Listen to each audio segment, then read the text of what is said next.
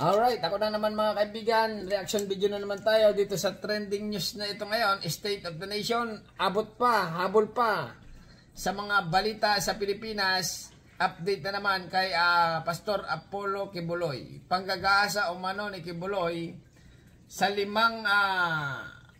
sunod-sunod na babae. Schedule, batay sa paglalahad. Okay, ito na.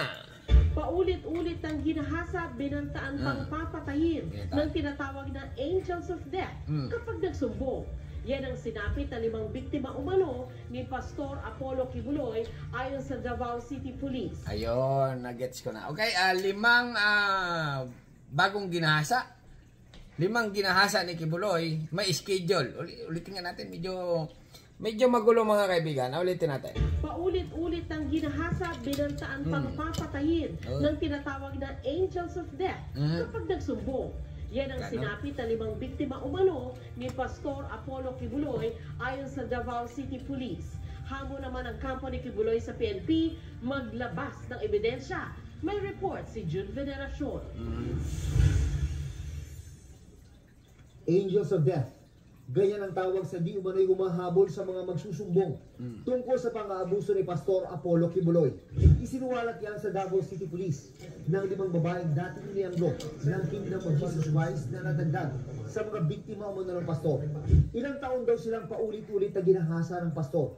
Ngunit natakot magsumbong. Alam mo, sinabi mo na you were sexually molested by Kibuloy. Papasok na yung angel to get even with you. Papatayin ka at pati yung mga jeans line mo. Kibuloy, 5. Ganun ka pala. Pag ginangasa mo isang tapos pag nagsumbong, Angel of Death. Ulitin nga natin. Take 3. Maglabas ng ebidensya. May report si June Veneracion. Angels of Death. Ganyan ang tawag sa di umano'y humahabol sa mga magsusumbong tungkol sa pang-aabuso ni Pastor Apollo Kibuloy. Isinuwalat yan sa Davao City Police ng 5 babaeng dating miyembro ng Kingdom of Jesus Christ na nadagdag sa mga biktima umano ng pastor. Ilang taon daw silang paulit-ulit na ginahasa ng pastor. Ngunit natakot magsumbong. Alam mo, sinabi mo na you were sexually molested by Kibuloy. Papasok na yung angel to get even with you. Papatayin ka at pati yung mga jeans line mo, mga magulang mo, mga kapatid mo. Grabe talaga ito si Kibuloy na ito. May schedule pa palang paggagasa. Ako. Angel of Death. Ibang klase siguro itong Angel of Death ni Kibuloy. Kasi nga, balibalita ko dito may dala daw mga Armalite ito Menor de edad pa lang daw ang mga biktima nang magsimula ang pang-aabuso ni Kibuloy na may sinusunod pa umanong schedule. At the age of 13, they were started to be raped. That's a scheduling of the 7 days of a week, Monday to Sunday. Like for instance, Monday, victim 1, you are to be raped by Kibuloy on Monday. Victim 2, you are to be raped by Kibuloy on Tuesday, and so forth up to Sunday. Grabe, ibang klase ka Kibuloy. Matigas ka pag ganyan. Lunes hanggang Linggo, walang pahinga, iba-iba. 5 babae, di Lunes hanggang Biyernes. Sabado, Linggo lang, iba naman siguro. Grabe, malibog talaga siguro. Ibang klase. Kahit ulit-ulitin ko mga kaibigan, talagang 5 ulitin natin. Ang pang-aabuso ni Kibuloy na may sinusunod pa umanong schedule. At the age of 13, they were started to be raped. That's a scheduling of the 7 days of a week, Monday to Sunday. Like for instance, Monday, victim 1, you are to be raped by Kibuloy on Monday. Victim 2, you are to be raped by Kibuloy on Tuesday, and so forth up to Sunday. Pinaniwala raw silang ito ang magdadala sa kanila sa langit. Sabihin sa kanila, you're offering yourself to the Almighty. You will go to heaven. Talaga Kibuloy. Ibang klase ka talaga, Kibuloy. Nako, nakakagigil ka ng laman. Lunes hanggang Linggo, wala kang patawad. Ibang klase, schedule. 13 years old, dinali mo. Pedophile. Ay, sabi lang niya, ulit ko lang. Karamihan sa mga biktima ay galing umano sa mga broken family.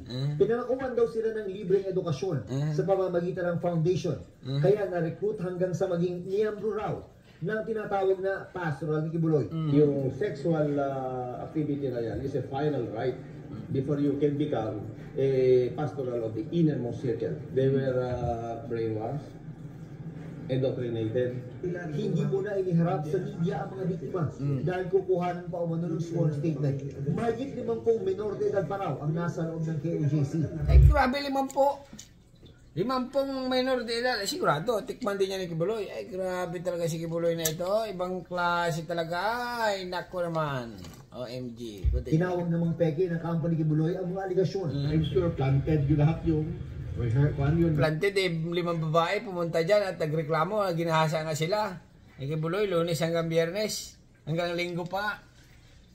Pabira to, abogado na ito, angel of death to eh.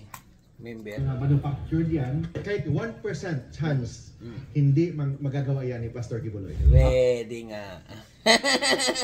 Sino naman niwala sa inyo na hindi ginawa ni Kibuloy yan? Amo nila sa PNP, maglabas ng ebidensya at magsampa ng kaso. Sundin po nila ang rules of court, sundin po nila ang rules of law. The accused is presumed innocent until proven guilty beyond reasonable doubt. And second, allegation is not equivalent to guilt. Tumali ang abogado. Talo nga kayo sa Amerika. 20 abogado ginamit ni Kibuloy doon sa Amerika. Talo lahat. O ngayon naman dito sa Pilipinas. Siyempre, ngalgalan. Pero matibay ito mga kaibigan. Matibay itong bagong lumabas na ito, ginahasa. 5. Lunes hanggang Linggo. Wow. Wow na wow. Sir, na hindi tayo titigil hanggang makuha ng mga batang ito ang hustisyang para sa kanila. Ay, tama. Manager. June Veneracion nagbabalita para sa GMA Integrated News. Ay, tapos na ha? Huwag magpahuli sa mga balitang dapat ninyong malaman. Mag-subscribe sa GMA Integrated News sa YouTube. Okay, mga kaibigan na, huwag nyo kalimutan mag-subscribe. Ulit-ulit ko lang para pinahaba ko lang. Okay? Pero ang update dito nga kay Kibuloy, iharap ito sa Senado ngayon. Doon, natatanungin ni Senadora Risa ito. At sigurado, at tatanungin dito ni Senadora, sabihin niya, Kibuloy, tunay ba yung ginawa sa mga babaeng ito? Siyempre, nandun yan eh.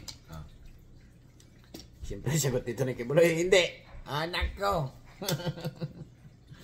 So, sabihin dito na, sinungaling ka. Dito yung mga babae na yung ginahasa. Tinikman mo sila Lunes hanggang Linggo. Matinik ka. Matibay ka.